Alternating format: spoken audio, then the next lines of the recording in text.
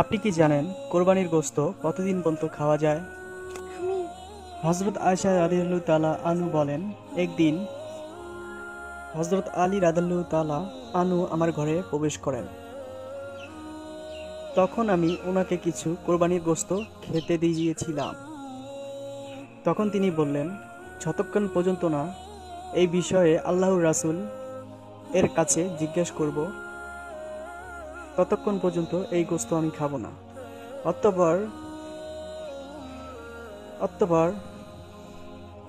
হযরত আলী রাদিয়াল্লাহু আনহু আল্লাহর রাসূল মুহাম্মদ সাল্লাল্লাহু আলাইহি সাল্লাম আমাদের প্রিয় নবীর কাছে গেলেন এবং তাকে জিজ্ঞেস করলেন, হে আল্লাহর রাসূল, কোরবানির গোশত কতদিন পর্যন্ত খাওয়া যায়?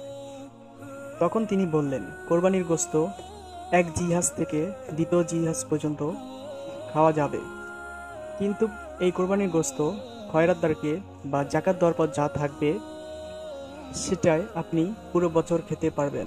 আল্লাহু আকবার। 2 নম্বর পর্ব চলে যাচ্ছি। কোরবানি পর্ব 2 নম্বর। একবার হযরত ইব্রাহিম আলাইহিস সালাম পরপর 3 বার তিনি স্বপ্ন দেখলেন। আল্লাহ তাআলা তাকে স্বপ্ন দেখিয়েছেন যে তোমার ছেলেকে তুমি কোরবানি করো।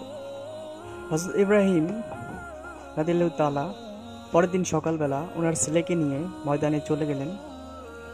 চলো বাবা, আমরা এক জায়গায় যাব। এবং হযরত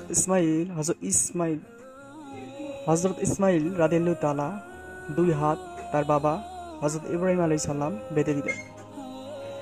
যখন ইব্রাহিম আলাইহিস সালাম তাকে ছুরি দিয়ে তার গলায় জবাই করতেছিলেন, তখন ইব্রাহিম আলাইহিস সালামের গলা কাটছিল না। যখন ইব্রাহিম আলাইহিস সালাম ছুরি দিয়ে গলা কাটছিলেন, তখন ইসমাইল আলাইহিস সালামের গলা কাটছিল না। মনে হচ্ছিল ছুরির ভিতরে কোনো ধারই নেই। আল্লাহ তাআলা জিবরাইল আলাইহিস সালামকে হুকুম দিলেন, ইয়া জিবরাইল, জান্নাত থেকে একটি দুম্বা নিয়ে যাও এবং ইসমাইল আলাইহিস